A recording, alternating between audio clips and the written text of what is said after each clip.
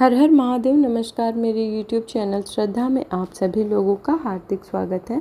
उम्मीद करती हूँ कि आप सभी सुखी और स्वस्थ होंगे, भगवान की भक्ति में व्यस्त होंगे। आइए जानते हैं आज इस वीडियो के माध्यम से शिव महापुराण संहिता 2 के पंचम खंड के 44वें अध्याय के बारे में, जिसमें अंधक की अंधता के बारे में बताया गया है।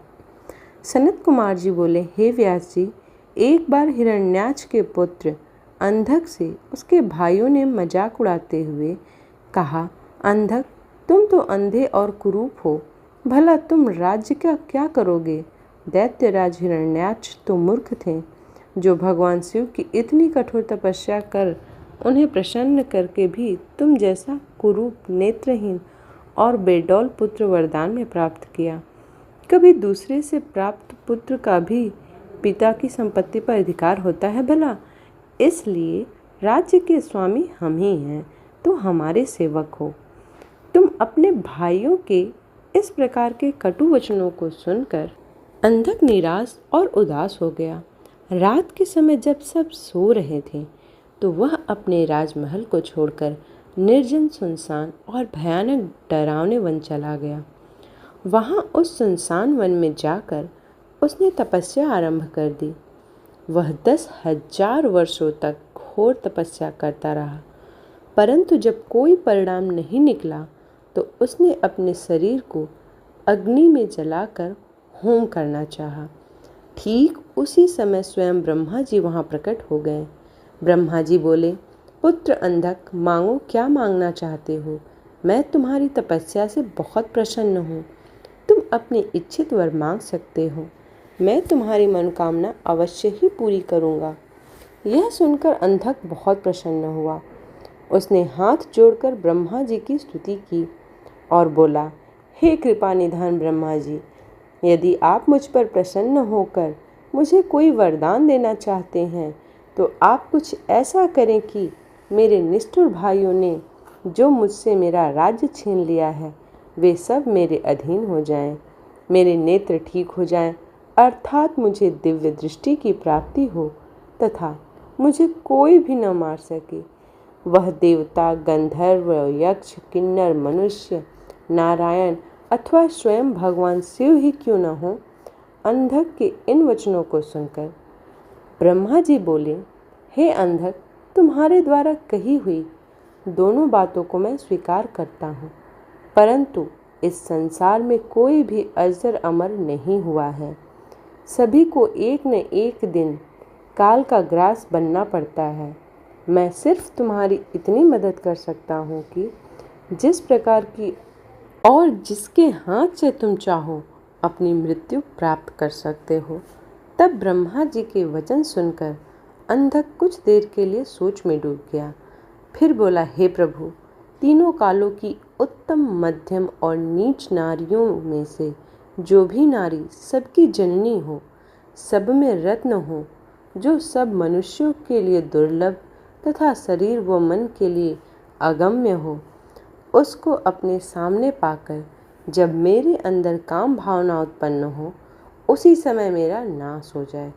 इस प्रकार का वरदान सुनकर ब्रह्मा जी ने तथास्तु कहा और उससे बोले, दैत्येंद्र, तेरे सभी वचन अवश्य ही पूरे होंगे। अब तू जाकर अपना राज्य संभाल।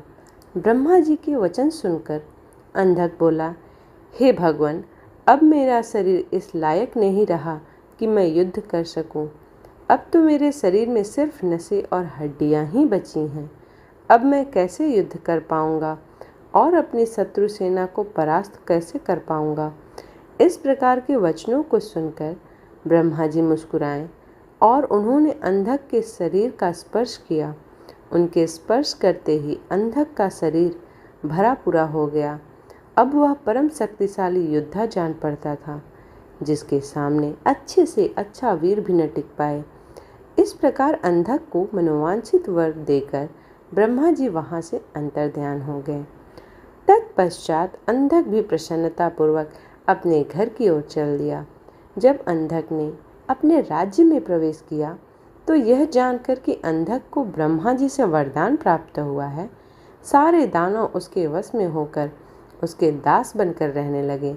तब अंधक ने विचार किया कि हमें दैत्य साम्राज्य का विस्तार करना चाहिए और अपने घोर शत्रु देवताओं को पराजित करके उनके राज्य पर अपना अधिकार स्थापित कर लेना चाहिए।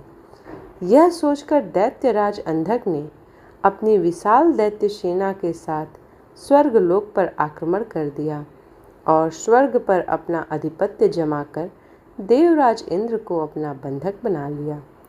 तत्पश्चात उसने नागों, सुपर्णों, श्रेष्ठ राक्षसों, गंधर्वों, यक्ष, मनुष्यों, ऊंचे ऊंचे पर्वतों और भयानक वृक्षों, सिंह को भी युद्ध में परास्त कर अपने अधीन कर लिया। अंधक मंदाग होकर कुमार्गी हो गया। उसने स्वर्ग, भूतल और रसातल की सर्वश्रेष्ठ सुंदरियों को अपनाकर उनके साथ रमणीय विहार किया। दिन पर दिन वह बुराई की दलदल में धंसता जा रहा था। उसने वैदिक धर्म का पूर्णतः त्याग कर दिया था। एक दिन उसने दुर्योधन, वैधस और हस्ती नामक तीनों मंत्री उसके पास आए और बोले, हे दैत्येंद्र, हमने मंदरांचल पर्वत की एक गुफा में एक मुनि को देखा है जो कि योग ध्यान में मग्न आंखें बंद करके बैठे हैं। उस रूपवान मुनि के मस्तक पर अर्धचंद्र, कमर में गजेंद्र की खाल बंधी है, सिर पर जटाजूट, गले में खोपड़ियों की माला तथा उनके शरीर पर बड़े भयानक सांप लिपटे हुए हैं। उस मुनि के हाथ में त्रिशूल तो दूसरे में डमरू है। अपने गौर अंगों पर उन्होंने भस्म लपेट रखा है। उस तपस्वी का वेश बड़ा ही अद्भुत है। साथ ही एक विकराल वानर अनेक आयुधों को धारण किए उस तपस्वी की रक्षा कर रहा है। वहीं उनके पास में एक सफ़ेद रंग का बैल बंधा हुआ है। उस तपस्वी के पास ही एक सुंदर रत्न स्वरूपा नारी बैठी है जो संपूर्ण शुभ लक्षणों से युक्त है। उसका रूप बड़ा मनोहरी है जो सभी के मन को मोह लेता है। उसने सुंदर मूंगे, मोती, मणियों और सोने के रत्न जड़ित आभूषणों को धारण किया हुआ है।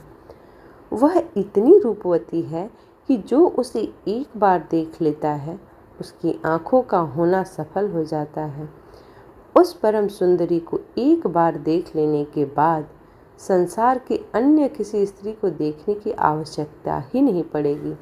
स्वामी, आप इस त्रिलोक के अधिपति हैं। आपके पास इस संसार की सभी बहुमूल्य और अमूल्य धरोहर है। ऐसे परम सुंदरी रूपवती नारी को भी आपके अनमोल राज्य की शोभा बढ़ानी चाहिए। अतः आप हमारे साथ चलें और सुंदरी को यहाँ ले आएं। अपने वीर मंत्रियों के इस प्रकार के वचन सुनकर दैत्येंद्र अधिक बहुत प्रसन्न हुआ और उसके मन में सुंदर नारी को देखने की इच्छा बलवती हो गई। उसने अपने मंत्रियों को आदेश दिया कि तुम शीघ्र वहां जाकर उस तपस्वी से उसकी सुंदर स्त्री को मांग कर मेरे पास ले आओ। आपने स्वामी दैत्यराज अंधक की आज्ञा पाकर वे तीनों मंत्री पुनः उस स्थान पर गए और भगवान शिव से बोले, हे महातपस्वी ब्राह्मण, हमारे स्वामी दैत्यराज अंधक आपकी भार्या की सुंदरता के विषय में जानकर उन पर मोहित हो गए हैं और उन्हें अपनी पटरानी बनाना चाहते हैं। आप सहर्ष उन्हें हमें सौंप दें। उनके ऐसे वचनों को सुनकर शिव जी को बहुत क्रोध आया, परंतु वे फिर भी सिर्फ इतना ही बोले, दैत्यों, ये मेरी भार्या हैं। ये स्वयं शक्ति संपन्न और सिद्ध रूपा हैं। देवी स्वयं अपने भक्तों को कष्ट दूर करती हैं। आप अपनी परेशानी इन्हें बताइए, ये अवश्य ही आपके दुखों को दूर करेंगी। भगवान शिव के ये वचन सुनकर क्रोधित और मंदात दैत्य और कुछ न बोले और वहाँ से वापस आ गए। तब दैत्यराज अंधक को उन्होंने वहाँ घटित हुई सारी बातें बढ़ा चढ़ाकर बताई, जिसे सुनकर दैत्येंद्र का क्रोध 7वें आसमान पर चढ़ गया। तब वह मूढ़ बुद्धि दैत्य सुंदरी को देखने के लिए आतुर हो उठा। उसने स्वयं वहां जाकर उस रत्नों में सर्वश्रेष्ठ रत्न को अपने साथ लाने का निश्चय किया। इस प्रकार शिव महापुराण संहिता 2 के पंचम खंड का 44वां अध्याय समाप्त होता है। उम्मीद करती हूँ कि आज की ये वीडियो आप लोगों को पसंद आई हो। वीडियो पसंद आई हो तो वीडियो को लाइक करें, शेयर करें और चैनल को सब्सक्राइब करें। इसी प्रकार की भक्ति भाव और पूजा पाठ से जुड़ी हुई वीडियोस को प्राप्त करने के लिए चैनल को सब्सक्राइब करना ना भूलें। मिलते हैं अगले अध्याय में, तब तक के लिए हर हर महादेव।